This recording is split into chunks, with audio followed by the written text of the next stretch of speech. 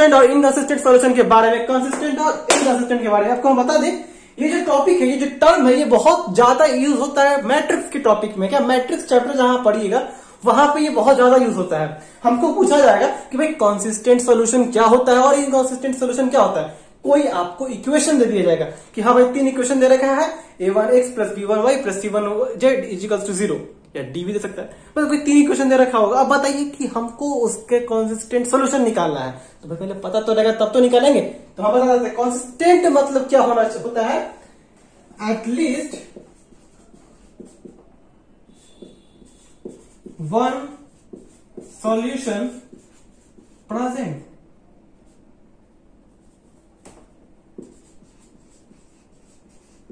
मतलब ये होगा कम से कम एक सॉल्यूशन होना चाहिए, ज्यादा होगा तो चलेगा लेकिन एक सॉल्यूशन होना जरूरी है। इसका मतलब हम यहां पे लिख सकते हैं कम से कम एक सॉल्यूशन होना चाहिए,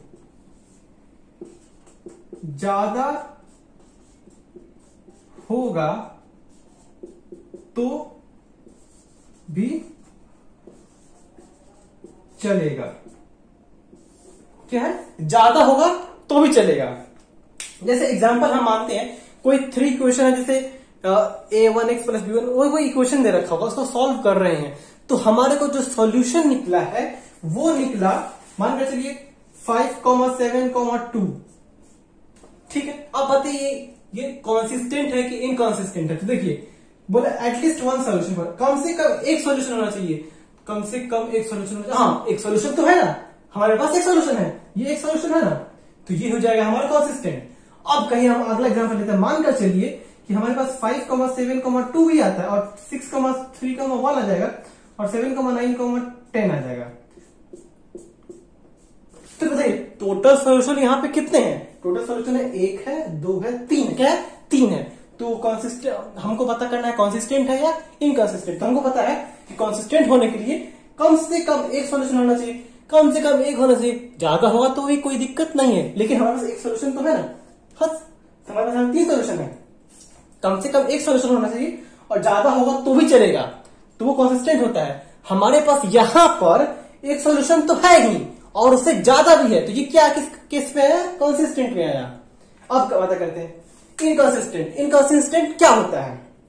देखिए इनकंसिस्टेंट होता है नो सॉल्यूशन प्रेजेंट, मतलब कोई भी सॉल्यूशन नहीं होना चाहिए। इसका एग्जांपल हम देखते हैं, जैसे इसको कोई भी सॉल्यूशन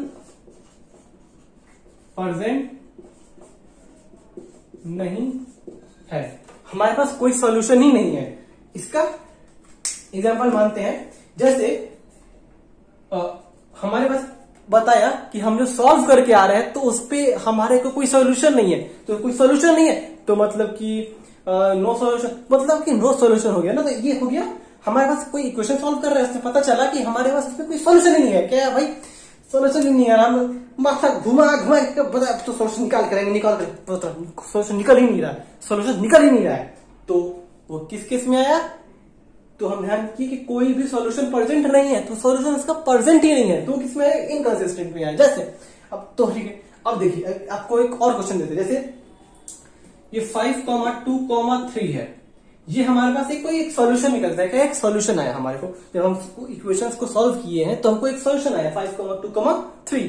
तो अब हमसे पूछा जा रहा है कि भाई बताइए, आप बताइए, हाँ आपको बोल रहे हैं कि भाई कंसिस्टेंट सॉल्यूशन है कि इनकंसिस्टेंट सॉल्यूशन। हाँ आपको बात कर रहे हैं, आपकी बात कर रहे हैं। हाँ एकदम सही, ये क्या है? कंसिस्टेंट सॉल्यूशन है। क्यों? क्योंकि इसके पास कम से कम एक सॉल्यूशन तो है ही। क्यों? सॉल्यूशन है ना, देखिए यहाँ पे 5,2,3 ये एक सॉल्यूशन निकल रहा है ना, तो इसको हम क्या बोलेंगे? Consistent solution. ये कंसिस्टेंट सॉल्यूशन नहीं है। अब एक और देखिए, ये पहला हो गया। दूसरा क्वेश्चन हमको क्या बोला गया कि हम कोई इक्वेशन से रखा था, इक्वेशन को हमने सॉल्व किया तो पता चला कि हमारे पास कोई सॉल्यूशन निकला ही नहीं। क्या? कोई सॉल्यूशन निकला ही नहीं, तो हमारे पास आ गया नो सॉल्यूशन। तो आप बताइए, यस हाँ आपसे बात कर रहे हैं, आप बताइए कि ये बताइए कि ये जो है ये कंसिस्टेंट है कि इनकंसिस्टेंट है। यस हाँ सोच रहे हैं, सोचिए सोचिए किधर है। हाँ एकदम सही बोले, ये क्या है, इनकंसिस्टेंट है। क्या है, इनकंसिस्टेंट। वो क्यों, क्योंकि इसके पास एक भी सॉल्यूशन नहीं है। क्या, कोई भी सॉल्यूशन नहीं है। तो हमको यहाँ बोला ना, कोई भी सॉल्यूशन प्रेजेंट ना हो, सॉल्यूशन प्रेजेंट नहीं है, देखिए नो सॉल्यूशन लिखा है, नो मतलब कोई सॉल्यूशन नहीं है, तो ये किस क्या हो गया, इनकंसिस्टेंट। बस ये सिंपल भाषा से बता दिए कि आपको कंसिस्टेंट और इनकंसिस्टेंट में क्या पता करना है। कंसिस्टेंट कम से कम एक सॉल्यूशन होना चाहिए और इनकंसिस्टेंट में सॉल्यूशन नहीं होगा तो इनकंसिस्टेंट सॉल्यूशन हो जाएगा। ये ज्यादा काम आपके मैट्रिक्स टॉपिक में काम आता है। Thank you.